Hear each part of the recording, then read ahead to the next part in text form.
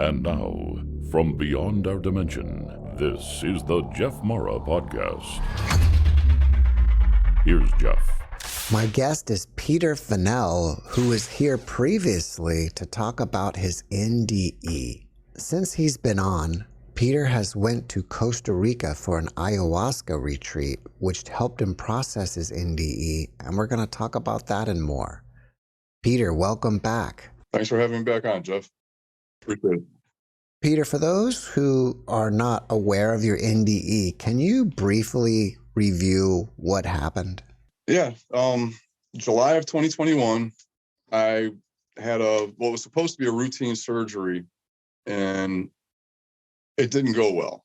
It was a colon resection, and the physician didn't properly close my colon. I ended up leaking inside of myself for 7 days before I went back to the hospital. After that, I had a second surgery to repair the first surgery. And he was trying to send me home again on the third day, but I was so septic and so E. coli, I was going to die if he sent me home. The nurses came in and had my people get a second opinion, insist upon it. I mean, the sacrifice of maybe their own jobs at that point. And with that second opinion, within 15 minutes of him trying to discharge me, I was wheeled into the ICU where they drained me of 6.5 liters of septic fluid. I was diagnosed E. coli, sepsis, and acute septic shock. I was wheeled into the ICU. They hooked me up to a drain. They drained me of all this septic fluid. And I spent I want to say probably 10, 12 days, 14 days in the ICU, recovering from all this. My people tell me I was out of it for almost a week. And during that time, the hallucinations, delusions, the ICU turned into a steampunk like construction site. And there was a dark doorway on the other side. And I crossed through that doorway and I was in purgatory. At that point, I was standing up what it looked like a castle wall, and I'm looking across this dark, diminished area where like malignant souls were lost and they were just wandering around. And there was a being there with me. I don't know who it was or what it was.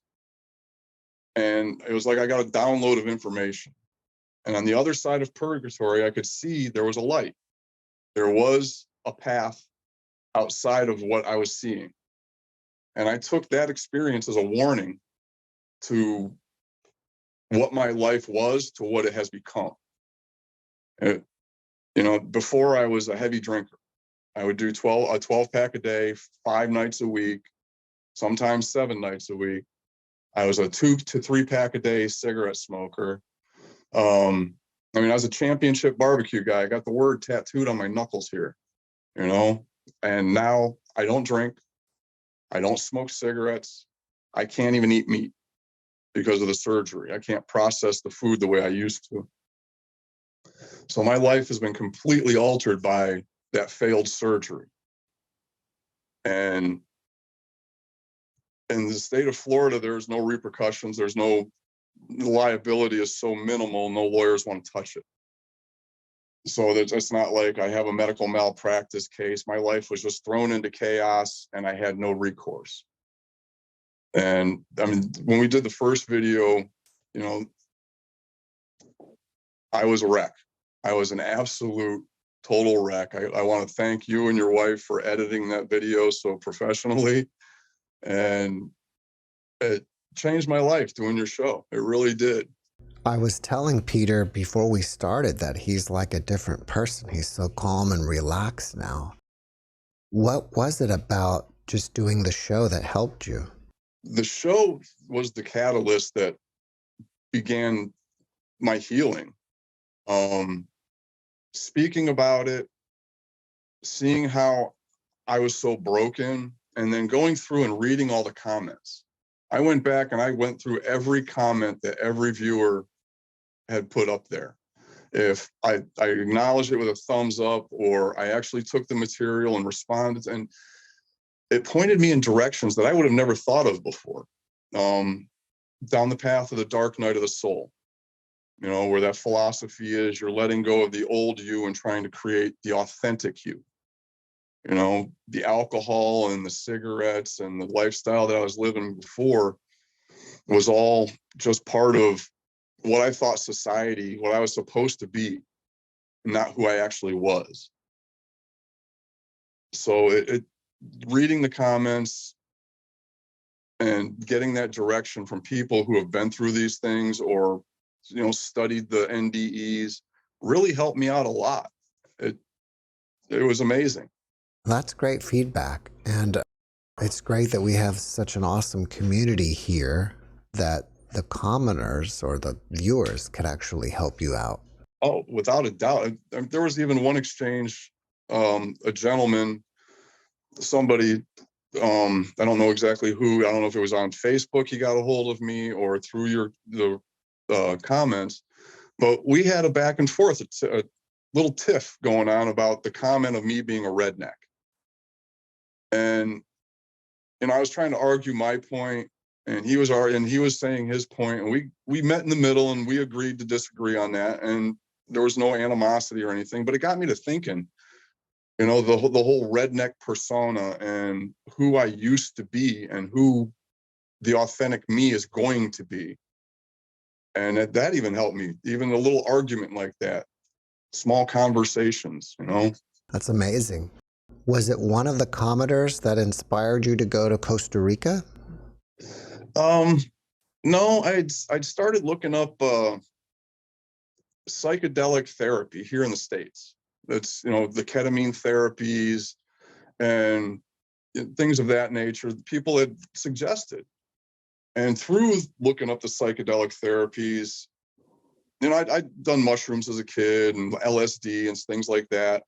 But all of a sudden the ayahuasca started coming up. It started coming up in the feed, and I started investigating that avenue. And rather than sitting in a clinical situation where I had been forced to, the NDE gave me PTSD against Western medicine.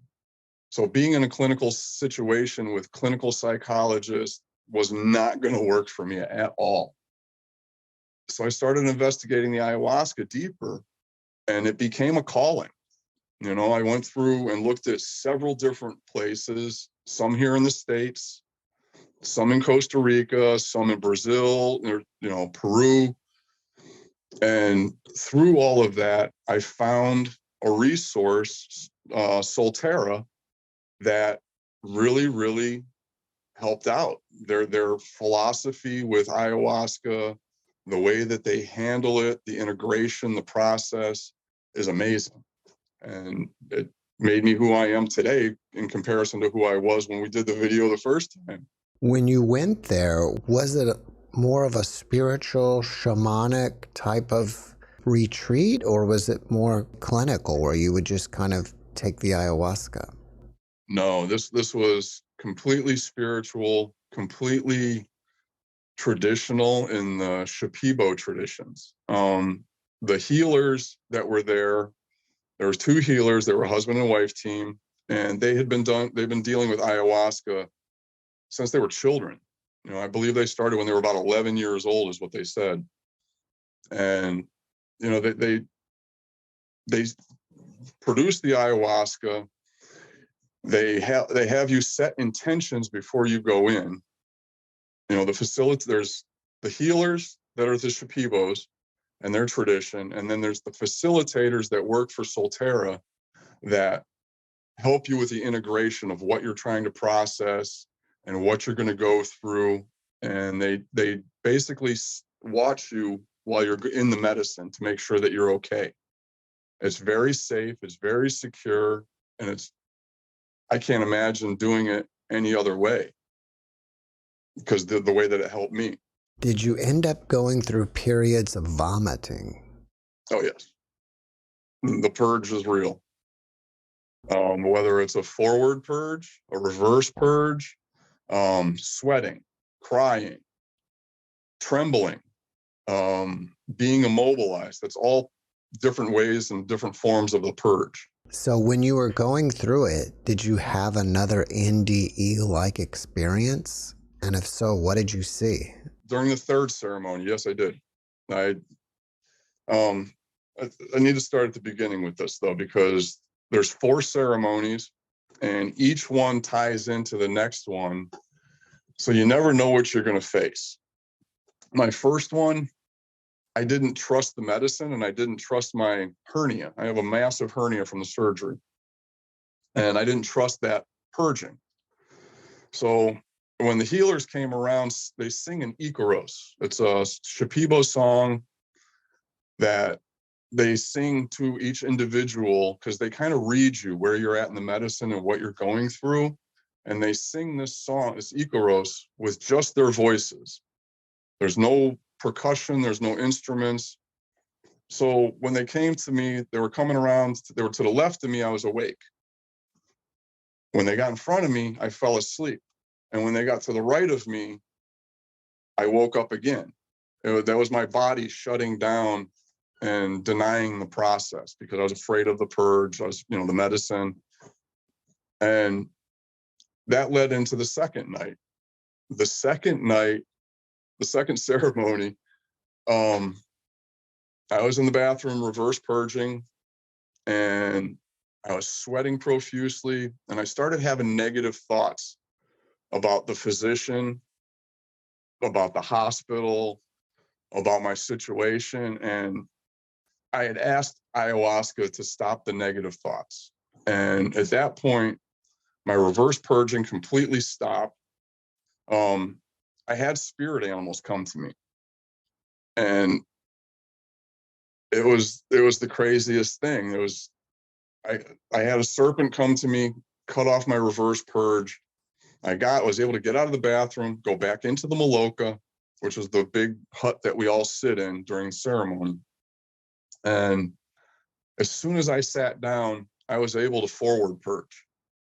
And it was the first time I had had any type of vomiting situation since my surgery. And it hurt. It hurt a lot. But beyond that, once I got all that negativity out of me, I was able to sit with the medicine and actually get into it. At one point, I had a jaguar sitting with me. I had an owl. I became a great white owl. And that night, what the medicine was showing me is I had the wisdom and the strength to deal with this. And this is where it leads into the third. The third night, the third ceremony is when I relived my near-death experience. I was back in the hospital. I had the fever. I had the infection. I had all that negativity I had to relive. And it wasn't easy. It was painful. It was traumatic. And in that third ceremony, at one point, I had seen the Grim Reaper. One of the facilitators was walking around just kind of viewing everybody. And piggybacked on him was a 12, 14-foot tall Grim Reaper. I could see the scythe underneath his robe. I knew there was a being in that darkness. And I had the black jaguar with me again, and we growled. And at that point, the facilitator took a step. The shadow figure, Grim Reaper, disappeared. And I just lunged back onto my mat and I said, F you, death. You can't have me, not today. And it was hard, but that was part of the process. That was part of learning how to trust again. When you were seeing the spirit animals and you saw the Grim Reaper, do you feel like you were like in another realm and seeing them for real, or was it more like a hallucination? No, it was very spiritual. It was very, very consuming. Like the second night when the spirit animals were with me, I became the great white owl. When I took off my shirt, sweating to death, and put my shirt back on, I was flapping my wings trying to send love around to everybody around me. You know, I was trying to send love and wisdom and strength to everybody in the room, but that wasn't my responsibility. My responsibility was to myself and healing myself, you know? So the spirituality of it is very, very real. It's, whether it was hallucinations or whatever, it was absolutely necessary and absolutely real. You said there were 4 nights, right? Yes. What did you do on the 4th night? The fourth night. The fourth night is an Arcana ceremony. Arcana is, they put this ceremony and the protection over you so that when you're leaving Soltera, you're leaving the Maloka, you're leaving with protection and healing. You're not carrying anything malevolent or malignant back to the real world with you, you know? That night, I probably had the worst night of my life. My mind went to the darkest place the human mind can go. But it was necessary, because the lesson I took from that one is I overthink everything. A lot of us do. You know, our generation, I was brought up, hope for the best and prepare for the worst. Well, if we're always preparing for the worst, we're going to materialize it. It's going to happen. So stop overthinking things. Stop looking too deep into things and just accept it for what it is at face value until you get to that point. Do you feel that you had to process this ayahuasca experience? Oh, yeah. There's the tools they give us through Soltera. It's not just, you can't just go down there and, oh, I'm going to go do ayahuasca this weekend. It's not like that. There's a 30-day diet that goes into it. I had to give up marijuana. I had to give up pork, red meat, which was easy for me because my NDE. There's a whole preparation that goes into it. Then you have the ceremonies, and there's a whole preparation coming out of it. So with how well thought out the program is, they give you what they call integration tools, how to take your ayahuasca experience and apply it to your real life, apply it to what knowledge you need to learn from your experience, and carry it with you in a positive way. Were there a lot of other people there participating in the ceremony with you, and were there actually any other near-death experiencers? It's one of the facilitators had a near-death experience. As far as other people's reasons for being there, it's highly confidential. It's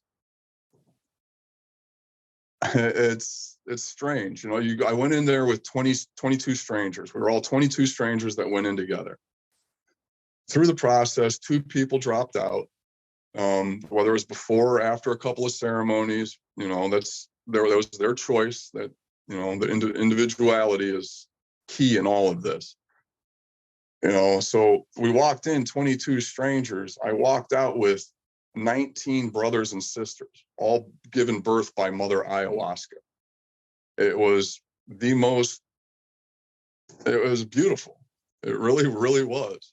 Do you feel now that you've processed your NDE enough, or do you want to do another ayahuasca ceremony? Little of both. Little of both. After I came back, I was able to change my insurance companies. Then in exchange, change my physician.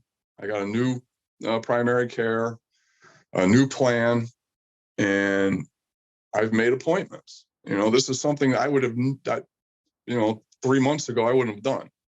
I was cussing people out on the phone. I was threatening their lives because PTSD, the anxiety of even speaking to anybody in the medical industry, just tore me apart. And since then, I've been able to accomplish this, but at the same time, the calling is real. I have another journey scheduled for June, you know, next week. 1 week after we do this, I'm heading down to Peru, deep into the jungle, off grid, to do this again with Soltera. and the Shipibo tradition. So this is the same people that you participated last time, but they're just doing it in a different location? Correct. They are great with this whole process. Right now they have 2 locations in Costa Rica, and I believe they have 2 in Peru. And it's all done through the Shipibo tradition, which is amazing. The Icaros that they sing to you, and even while they're singing to other people, the Icaros is in the Maloka. And you're in the medicine, you're feeling it, and it's taking you to where you need to go. In hindsight, after going through this ceremony, how do you view your life now? Been one big synchronous pattern leading up to this calling. And I'm talking about, childhood traumas, whether they're perceived or actual. My father's suicide, being shipped off to military school and being isolated after my father's suicide.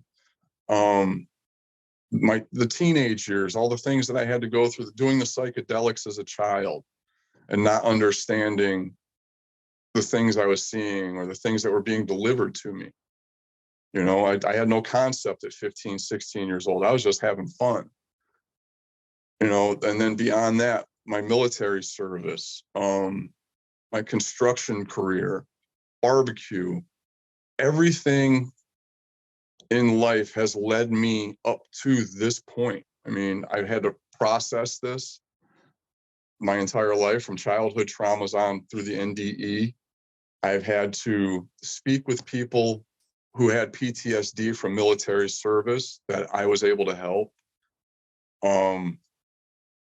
The people that are vegan and don't understand barbecue, and I've talked to them and they start to see it. And it's just everything was equated. Like, one of those conversations I had with a facilitator in Costa Rica was, this all threads together. And once she said the word thread, my mother was a quilter. My sister does quilting. So that word stuck in my head. And then I started building upon that. And it's like all of our learned experiences as children and things that we're taught are like fibers in the thread. Each one is an individual. Each one isn't perfect in itself, but when put together as a thread, you start to look past the imperfections of each individual fiber. You start to see it as a whole. And then we take that fiber and we take it and lace it through a needle. And once we do that, we start to stitch together a tapestry. The Shipibo people, they make these beautiful ornate tapestries, and they're all geometric patterns, and none of them are perfect, just like we're not perfect. The thread's not perfect. And every point that we put through that tapestry, every time we pierce that cloth, it's a point of contact. It's somebody that we've affected or has affected us. It's something in our life that has made us who we are. And until we finish that tapestry, we can't see the beauty in what we've created. Whether it was a hard learning experience, a negative situation, or the birth of a child, the birth of your children, the helping out a homeless person that you feel really needs it, or just giving somebody a hand up instead of a hand out. Everything creates this tapestry that is our life. And none of us are perfect. And just like the tapestries the Shipibo make, they're not all perfect. The stitches are sometimes not uniform, or they're just obscure. And you have to step back and you have to see it as a whole to be able to witness everything you've been through and what you really want to do with that. Do you feel that you have a mission or a purpose here now? And if so, have you discovered what it is? I do believe we all have a mission. We all have a purpose in this life, and we all have to fulfill that purpose at some level.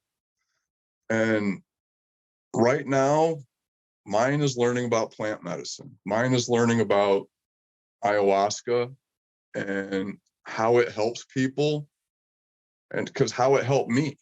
And it's not going to be for everybody. I mean, some people in the comments on the previous video were, oh, find God. Well, that works for you. That's not going to work for me. I've had my situations with religion. Go to counseling. Well, counseling doesn't work for me because that's that clinical situation. Whereas ayahuasca really, really worked for me.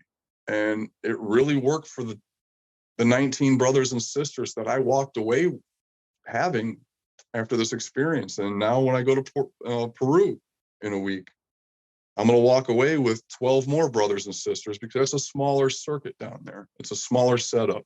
I know that you mentioned that everything was private between you and the other people, but at any point did you ever hang out together, like during meals, and talk and discuss your backgrounds or anything? Oh, absolutely. Absolutely. And it's those small conversations that we were able to have at the meals, or hanging out at the pool, or walking down to the beach, or just general conversations. Those little things that came up in those conversations really sank in, and those are the threads, those are the fibers in the thread that put it all together. The facilitator mentioning the thread. One gentleman there, him and I work the same industry. We probably worked the same job sites at some point, 25 years ago, and didn't even know it. And that's the bonding. Everybody becomes very vulnerable, and you can't help but to become vulnerable. And you have to trust the people around you. You have to trust the medicine. You have to trust the healers. You have to trust the facilitators, and you have to trust yourself to be able to get through it all. And that's what we all shared together. Those are the small conversations. Those are the small tidbits that we took from one another, is trust and sharing.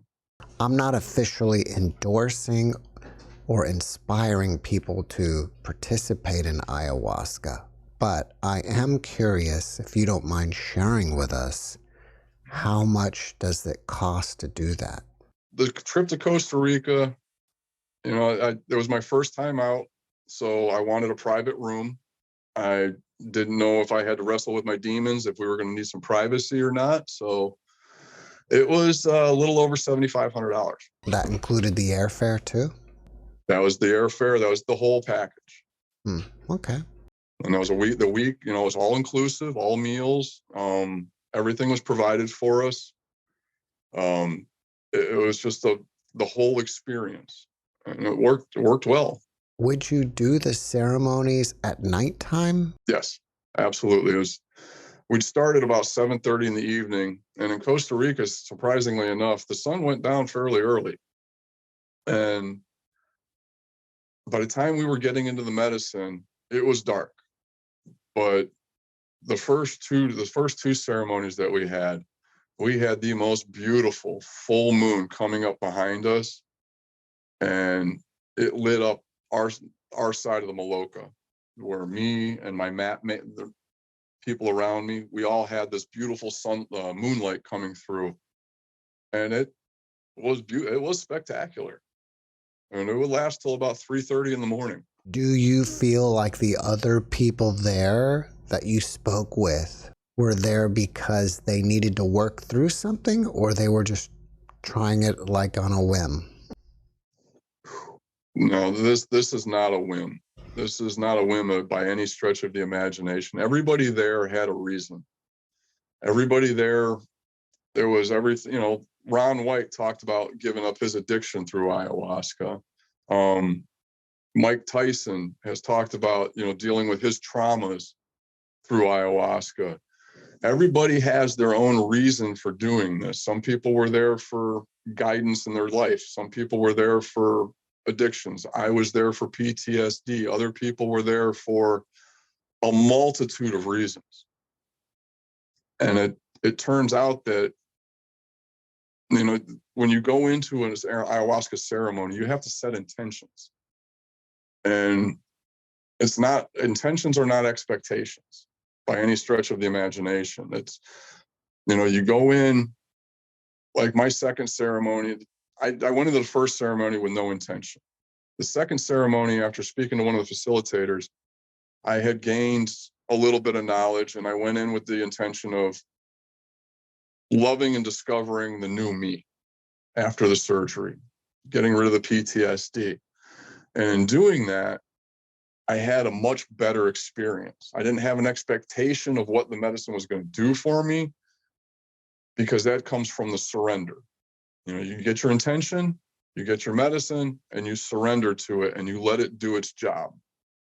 Do you think after your experience, you have less fear? Oh, yeah. The PTSD and the anxiety of dealing with clinical medicine isn't completely gone, but 90% of it's gone. It's, I got my red flags up. When a doctor comes at me the wrong way, I'm going to cut them off. It has taught me a lot about myself and the issues that I've carried throughout my life, and how I mask them with alcohol and drugs and sex and the whole gambit of what we're not supposed to be. Since the experience, are you still on this vegan type diet, or have you changed? No, I kind of maintained a pescatarian diet. Ever since my failed surgery, my body can't process the meat. Pork doesn't taste the same to me anymore. I mean, even to the point where bacon doesn't hit my palate like it should. But fish and vegetables and fruit, smoothie, yeah, it's strange. I went from cooking small children on barbecue grills with, slathered in sugary sauces and smoke, to eating vegetables. And that's probably why I was so broken during our first interview. I wasn't able to process the 180-degree turn that my life took. But now that I've been able to process maybe why it took that turn, it makes it settle in, and it makes it a little more palatable. For those of you that want to see the original interview, the link is in the description below. That was one broken individual, and your wife does an amazing job of editing. Well, thank you. Well, you can still barbecue fish and vegetables. Are you doing that? I will get into that, yes. I mean, they say you can go back on red meat. They want you to stay away from pork because it's so closely related to humans. I mean, we can take the valve out of a pig heart and put it into a human heart. And pigs will cannibalize another pig if they get hungry enough, and they'll eat a human being. And some of the Amazon tribes that used to eat human beings said we tasted like hog. We were pigs.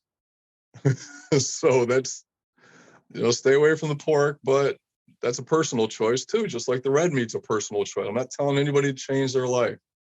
I'm just saying what has worked for me. And yeah, I'm going to continue on with it. If you look back at your NDE now, after this experience, do you reframe it in any way or reinterpret it? The NDE itself, no, not really. I took it for what it was. It was a warning, I ended up in purgatory. I was downloaded with the information from whoever I was with. And that's from being a survivor of suicide. That's from living my life heavy in alcohol, recreational drug use, just completely off the rails and trying to hide who I really was. The NDE itself was the warning. And when I came out of that hospital, the person I was died in that hospital. It wasn't even a near-death experience. It was a death experience. As a redneck, my nickname was Pete Moss. My barbecue was the Moss Pit, and that's what we did. Pete Moss died in that hospital. Peter Finnell came out, and trying to process all that information and rediscover who I am through this dark night of the soul process has been painful, but enlightening at the same time. What I'm getting on this other side of it is happiness. I'm getting a sense of peace. Do you think that pre-birth, it's possible that you decided to go through this life of alcohol and drugs and to have an NDE? Or do you think that pre-birth you had other plans and you got mixed up into all this stuff and the NDE was a chance to kind of get you back on track? I think from the pre-birth situation, you know, when I was growing up as a kid, we have to learn shame and humiliation, and we have to go through pain, and, you know, don't touch the stove, it's hot, that type of thing. So pre-birth, whatever karmic situation I had going on that I brought into this life was the karma level that I had to correct it. And the life that I was thrust into with my father's situation, and, you know, the way I was brought up after his death, and it created the necessity to have the NDE, because it was either good, and that probably wasn't my first. I mean, you know, being a survivor of suicide, my father kind of made that okay in my life. If that sounds kind of strange, but it gave me another option in life, you know, and it wasn't the right option. And having that, I attempted it once or twice. You know, I woke up with my dog eating pills and vomit out of my mouth. I, you know, woke up bleeding skull from hitting a coffee table from attempting. And the NDE was, look, this situation from your hospital, this is going to kill you if we don't stop it now. And the information that I was given and the things that were taken away from me, the addictions, the habits, the lifestyle, that was all necessary. Now I feel as if when I do pass, I'm going to be able to pass and move on to something better. I didn't review our last video together, but either since your NDE or since this ayahuasca experience, do you have any new abilities that you didn't have prior that may seem like psychic abilities? We did cover this in the last video, and it's still this. I'm trying to work on that. Through my NDE, I was able to kind of see and sense people's intentions. Like the surgeon, his ego was the biggest problem with all of this situation. He wouldn't listen to nurses saying that I needed a belly scan. His inability to admit his mistake almost killed me. And it was all for his self-preservation of his ego. And no, I'm not completely cured of, you know, my anger towards him, or, you know, how I feel about that, but it's under control. I'm allowed to feel the anger and the rage. I'm not allowed to act on it, you know. And the same with the nurse who pinned me down, tied me down, and prayed over me. She prayed over me with malice. I witnessed that. I sensed that. And she's the one that I attacked when I came out of my grand mal seizure, pulling my IVs out. I cussed her out. I told her to go straight to hell. I was going to cut her head off and post it on a stick outside of my house. You know, screw her and her religion. Other nurses came over and prayed over me, and they put me at ease. They put me at peace. It didn't make me angry. So the ability to sense people's bullshit has been heightened completely. I think last time you told me that you used to hang out with bikers and other partiers, and it'd be interesting. I wonder what they think about the conversations that you're having now. I still maintain my friendships. You know, I had close friends, and then I had bar buddies. The bar buddies, they fell off. You know, my close friendships, they're always going to be there. That's the difference between, you know, reality and the false reality we create with alcohol and drugs. I wonder if you are an inspiration to any of your friends to change their lifestyles. All I can do in that situation, I'm not going to become this holy roller, you know, veganism is the way to go and yada, yada, yada. This is just what's worked for me. I can tell my story to 1,000 people. And if one person decides to follow this path because it's their calling, then that's their individual choice and they have the right to do that. So for me to sit there and try to browbeat people about it, or you got it, no, I can't do that. You know, I have a friend who's gotten deeper into alcohol. One of our friends is terminal ALS. And he was one of our bar fishing buddies. And my other friend, he lost him as a bar buddy and he lost me as a bar buddy. So he's kind of started drinking a little heavier. And I can talk to him. I can hang out with him. I love him. He's my brother. But the choices he's going to make in life are his choices. You know, it's not going to stop me from doing what I'm doing. You know, we've had these conversations and he's like, well, that's your thing. And okay, I get that. It's my thing. I still love you, still my brother. I'm just hoping that just some of these friends, just by even seeing you and seeing you clean, would inspire them just to maybe, you know, stop drinking and using. Maybe. I would hope that it does. You know, I have friends in Seattle that I'm going to go back out and see and have discussions with them. And I think he may come down to Costa Rica with me at one point, because I equate ayahuasca as a tattoo. Once you get one under your skin, you're going to go back for more. And that's just what's going to happen with me, you know? And in no way am I sitting here trying to overemphasize the benefits of ayahuasca or the benefits that it's had on me. I'm just telling my story from my point of view. And like I said, if I tell 1,000 people, if 1,000 listeners, viewers watch this podcast and one of them decides that this is their path, then so be it. You know, if somebody wants to say something negative to me about it, they can say something. It's not going to bother me. This just happened to be my chosen life path at this point. I would think that your body is extremely clean compared to what it used to be from using. Can you comment on like how physically better you feel? I feel lighter. I don't feel as oppressed.